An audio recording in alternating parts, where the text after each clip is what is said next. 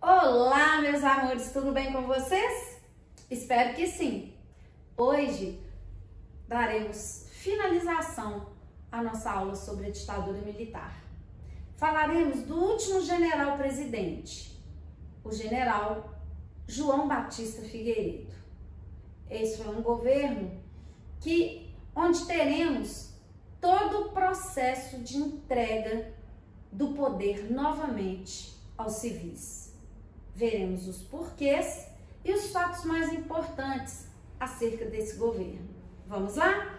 Só do Figueiredo? Só do Figueiredo. Vamos lá. Muito bem. Portanto, o quinto general-presidente será João Batista Figueiredo, o vice Aureliano Chaves, aquele mesmo que assinou o AI-5. É importante fazer uma observação agora, prestem bem atenção. Ao contrário da ditadura varguista, onde eu tenho uma ditadura que é uma ditadura centrada na figura de Getúlio Vargas, no caso da ditadura militar, nós temos a alternância no poder entre os próprios militares. Não é uma ditadura personalística, ela é uma ditadura em que os civis, é uma ditadura, como frisamos ao longo de todas as nossas aulas, temos uma ditadura civil-militar. Sempre o vice era um civil e o presidente um militar. Isso explicita essa aliança entre poder militar e poder civil e a alternância no poder, embora tivéssemos explicitamente uma ditadura. Muito bem.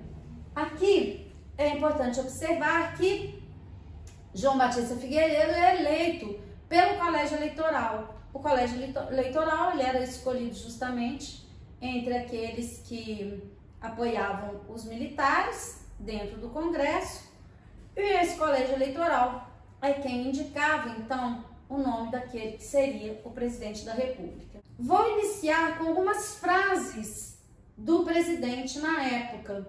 Ele profere essas frases que vão acabar levando a traçar todo um perfil a respeito do general Figueiredo. Olha só, a primeira frase: um povo que não sabe nem escovar os dentes não está preparado para votar. A segunda frase: é para abrir mesmo, e quem quiser que não abra, eu prendo e arrebento. Prefiro o cheiro dos cavalos ao cheiro do povo. Não precisa nem de muita análise para compreensão dessas três frases. A segunda frase, ela explicita bem o que vamos abordar nesse momento. Vamos abordar a abertura política promovida no governo Figueiredo. E olhem bem a ambiguidade dessa frase. Vou promover a abertura e quem for contra, eu prendo e arrebento. Analisem bem essa frase. Vamos lá. A economia no governo Figueiredo se a crise do milagre, ela vai perpassar por todo o governo Geisel, no governo Figueiredo encontramos o auge dessa crise do milagre. Temos aí um colapso do modelo de desenvolvimento baseado na concentração de renda e nos empréstimos externos. Para solucionar essa crise profunda na economia brasileira, o Brasil recorreu ao FMI, o Fundo Monetário Internacional. De modo geral, para que o FMI... toda essa crise econômica que eu acabei de mencionar, em relação ao aumento da dívida externa, o fato do Brasil ter recorrido ao FMI, acabarei culminando nos aspectos que vamos analisar agora do ponto de vista sociopolítico. Temos, em primeiro lugar, a partir de 1979, as greves operadas. Essas greves são fruto justamente dessa política de arroxo salarial em virtude da crise econômica. E as greves, elas são reflexos de uma reorganização dos movimentos sociais a partir de 1979, né? A reorganização dos trabalhadores, a reorganização dos movimentos de mulheres, a reorganização cultural, a reorganização da sociedade civil de modo geral, que acabaria, por essa pressão, levando à anistia política de 1979. Uma anistia que foi feita pelo governo de forma ampla, geral e restrita. O que significa isso? Foram anistiados, ou seja, perdoados, torturadores e torturados. Os presos políticos, eles foram perdoados em virtude de todo o contexto existente durante o regime militar, mas foram também anistiados os torturadores. Na verdade, o que o governo fez foi justamente promover uma tentativa de que não houvesse nenhuma punição para aqueles que cometeram crimes durante a ditadura, principalmente crimes contra a humanidade, já que a tortura é considerada um crime contra a humanidade. E os militares, assim, acabaram se safando de qualquer tipo de punição com essa anistia feita dentro desse modelo. Temos bem uma representação, essa charge já foi usada muitas vezes em provas de vestibular, e ela explicita bem o que eu acabei de explicar. Vejam bem, fomos anistiados, Juvenal, um torturador entrando na sala de tortura e falando com um companheiro, né, também torturador, esmagando um preso político atrás da porta, o outro pendurado, ou seja, nós somos anistiados, ou seja, torturamos e agora estamos impunes. A realidade foi justamente essa. Vamos ver agora alguns exemplos de figuras que foram, figuras que voltaram para o Brasil a partir de 1969, depois da promulgação da lei de anistia. Vou só citar os nomes, peço a vocês que leiam, né, a breve história aí de cada uma dessas figuras que iremos mencionar. Miguel Arraes, Márcio Moreira Alves, aquele mesmo, né, que foi o deputado que levou os militares a terem um pretexto para a decretação do AI-5.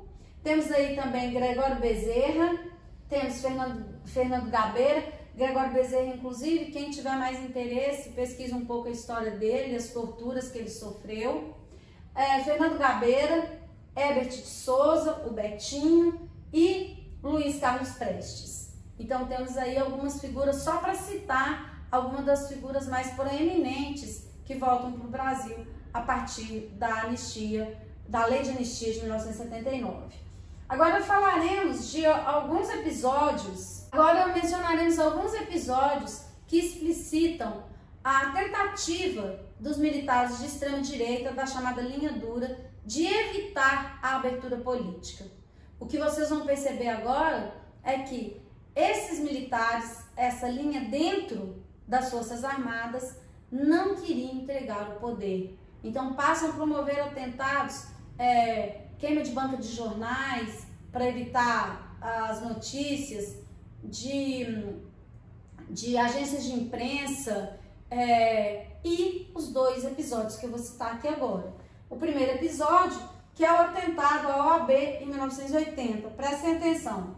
Uma carta-bomba explode ao ser aberta na sede da Ordem dos Advogados do Brasil, no Rio. A explosão mata a secretária da presidência da entidade, Lida Monteiro da Silva. No mesmo dia, também no Rio, explode outra carta-bomba no gabinete do vereador do MDB, Antônio Carlos de Carvalho, ferindo gravemente José Ribamar de Freitas, funcionário do escritório. Mais 4 pessoas sofrem ferimentos leves. Uma terceira bomba é detonada na redação da Tribuna da Luta Operária, jornal do PCdoB. Ou seja, temos esses episódios aí que vão explicitar o terrorismo de extrema direita. Temos aí a imagem, né, do escritório da OAB, depois da bomba, e a imagem da secretária que foi assassinada nesse episódio. O nosso próximo exemplo aí é o atentado do Rio Centro, em 1981. Esse atentado foi o que ficou mais famoso o que até hoje se discute. E antes mesmo de contar, já adianto, nenhum dos responsáveis foi punido até hoje. Muito bem, o que foi esse atentado? O atentado do Rio Centro foi um frustrado ataque à bomba ao Centro de Convenções do Rio Centro, no Rio de Janeiro, na noite de 30 de abril de 1981, quando ali se realizava um espetáculo comemorativo do Dia do Trabalhador durante o período da ditadura militar no Brasil. Observem bem, eu vou ler um trecho aqui daquele livro que já mencionei em nossas aulas, Brasil, uma biografia, e faz uma descrição do que ocorreu, do que foi esse atentado do Rio Centro. Prestem atenção. Então, na noite do dia 30 de abril de 1981, algo deu errado e uma bomba explodia antes da hora no colo do sargento paraquedista Guilherme Rosário, dentro de um automóvel Puma cinza metálico, conduzido pelo capitão da infantaria, Wilson Machado, no estacionamento do pavilhão do Rio Centro, no Rio de Janeiro. O sargento morreu, o capitão ficou ferido, mas teve sorte e sobreviveu.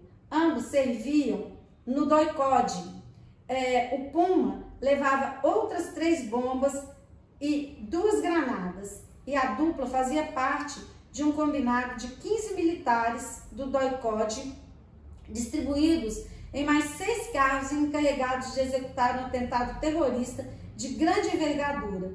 Se o atentado tivesse sucesso, o horror ia ganhar a forma do Rio Centro. Naquela noite, o pavilhão abrigava uma plateia de 20.000 pessoas reunidas num show de música pelo Dia do Trabalho, com 30 dos maiores artistas brasileiros, promovido pelo Centro Brasil Democrático, SEBRAD, entidade vinculada à oposição. Os militares pretendiam detonar uma bomba na manifestação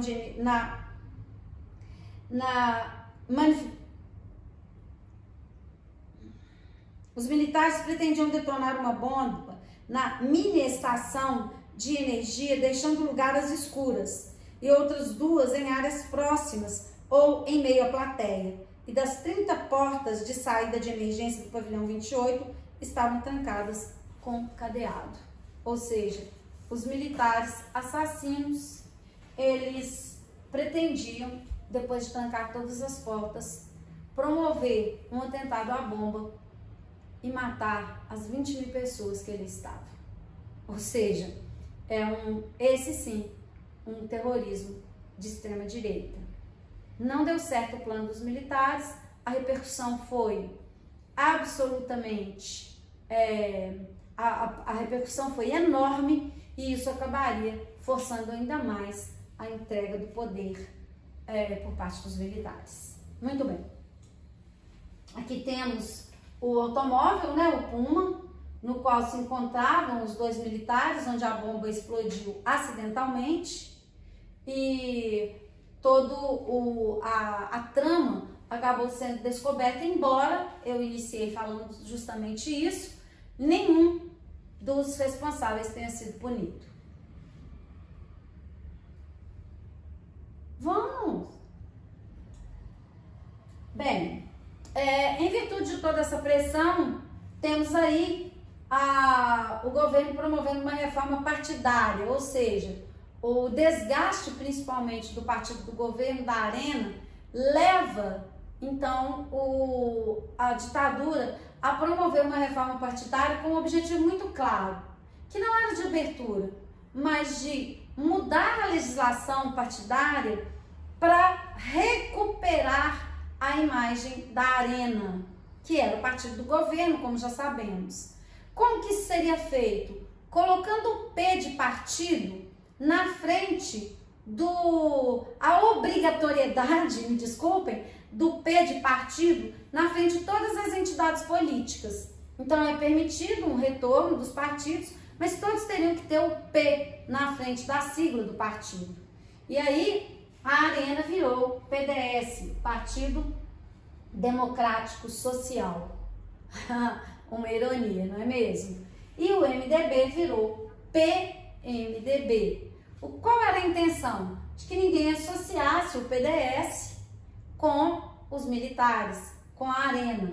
Outros partidos vão aparecer aí, como por exemplo o PP, o PTB, o PDT e o PT. São os partidos que, em relação ao PTB e o PDT, nós temos aí uma briga para que ficasse com a sigla do PTB, a filha de Getúlio Vargas, ela vai advogar o direito de ficar com a sigla do PTB. Para quem não se lembra, PTB é o partido criado no período varguista, no final da ditadura de Vargas, em 1945, com o retorno partidário naquele momento. E o PTB vai ser o partido que vai eleger todos os presidentes do período de redemocratização, a dobradinha PSD-PTB. Só que o PTB ele tem uma ação muito ligada aos trabalhadores, à base sindical. E a Alzira Vargas, que era a filha do Getúlio, ela advoga a sigla do PTB. Como a tendência dela era de direita e a discordância em relação a essa questão vai acabar levando a uma cisão dentro do PTB e a fundação do PDT por Leonel Brizola. Brizola, então, é o autêntico continuador da sigla do PTB, mas que na verdade vira PDT. Espero que tenham entendido. Muito bem. O PT surge como o primeiro partido que não foi criado no Brasil de cima para baixo. É o partido que, como ficou conhecido na época, surge na porta das fábricas, ligados, como eu já falei, a Luiz Inácio Lula da Silva. O PT tem toda essa base aí popular, sindical e trabalhista que fariam com que esse partido ele despontasse na história do Brasil e tenha o papel de relevância que ainda hoje possui na nossa história. Muito bem. Além da reforma partidária, toda a pressão que estamos mencionando leva à campanha das chamadas diretas já. A sociedade civil passa a pressionar para que houvesse um retorno das eleições diretas. Esse movimento ocorreu entre 1983 e 1984. Foi criado, então, o Comitê Suprapartidário pelas Diretas Já. O povo vai para a rua em manifestações exigindo a eleição direta para presidente, com o slogan "Eu quero votar para presidente". Então, existiam bottoms com "Eu quero votar para presidente", camisetas "Eu quero votar para presidente", as faixas das manifestações "Eu quero votar para presidente", e tudo isso vai levar a uma emenda no Congresso, a chamada emenda Dante de Oliveira, para aprovar as diretas já, que acabou não passando no Congresso. A emenda vence por uma pequena diferença, mas ela é derrotada, desculpa, eu falei vence, a emenda é derrotada no Congresso, ou seja, a eleição não seria direta. Mas uma coisa ocorre de importante, a possibilidade de um candidato, por toda a dissidência dentre os próprios militares, que indicam a candidatura de um civil, Paulo Maluf, como candidato do PDS na Convenção Nacional. Então, não seria mais a indicação de um militar. E um racha dentro do PDS, ou seja, a antiga Arena, vai levar José Sarney a sair do PDS e fundar e formar a Frente Liberal, o Partido da Frente Liberal. Esse partido, ele acabaria fazendo uma aliança com a oposição e lançando a candidatura de Tancredo Neves, como veremos no próximo slide. Um outro reflexo dessa pressão da sociedade civil foi a campanha pelas diretas já, de 1983 a 1984. Essa campanha levaria a criação do Comitê Suprapartidário, então reunião de todos os partidos em 1984, defendendo as eleições diretas para presidente. E toda essa pressão levaria a emenda Dante de Oliveira. Essa emenda era uma emenda que previa justamente o retorno das eleições diretas para o presidente da República. Essa emenda ela foi rejeitada por uma pequena diferença de votos no Congresso e ela acaba não vencendo. Então, a próxima eleição ela seria indireta. Mas ocorreu uma vitória, porque os candidatos nessa eleição, que seria feito pelo Colégio Eleitoral, foram candidatos civis. Concorrem Paulo Maluf, indicado pelos militares, do PDS, que é justamente a antiga Arena, e uma cisão dentro do PDS, então algumas pessoas que discordavam, inclusive da indicação da candidatura de Paulo Maluf, vão formar o Partido da Frente Liberal, que tem à frente José Sarney. Sarney, então, depois dessa cisão com o PDS, formando o Partido da Frente Liberal, acabaria fazendo uma aliança com a oposição, a chamada Aliança Democrática, que vamos ver depois que analisarmos a seguinte imagem. Olhem a próxima imagem. Essa imagem é a imagem do slogan da campanha pelas diretas já. Eu quero votar para presidente, como eu acabei de mencionar. Bem, o que ocorre então depois da cisão de José Sarney com o PDS formando o Partido da Frente Liberal? Vamos analisar aí, prestem atenção. Nós temos aí a formação da Aliança Democrática. O que foi a Aliança Democrática? Uma aliança feita entre todos os partidos de oposição, o PMDB, mais a Frente Liberal, repito, que é a cisão do PDS. Eu tenho o PDT, de Leonel Brizola, setores do PTB, porque eu disse que o PTB da Alzira Vargas, ele tem muito mais tendência de direita, então havia uma discordância dentro de alguns setores do PTB que não apoiaram a Aliança Democrática. E essa Aliança Democrática lança como candidato Tancredo Neves e vice José Sarney, ou seja, a transição democrática seria feita com um homem da Arena, porque na verdade José Sarney de fato pertencia à Arena. Ele só rompe com a Arena por discordâncias internas, mas não ideológicas. Bem, em 15 de 1 de 1985, temos a eleição de Tancredo Neves e José Sarney pelo Colégio Eleitoral, ou seja, eleição indireta. Porém, Tancredo, por uma ironia do destino, não assumiria a presidência. Ele morreria antes de assumir. Ele falece no dia 21 de 4 de 1985 e, ironicamente, quem faria a transição para o próximo período de nossa história, a chamada Nova República, seria um homem da Arena, José Sarney. Como veremos na nossa próxima aula. Um beijo para vocês, espero que tenham entendido esse período tão fundamental para a compreensão de nossa própria história. Um grande beijo.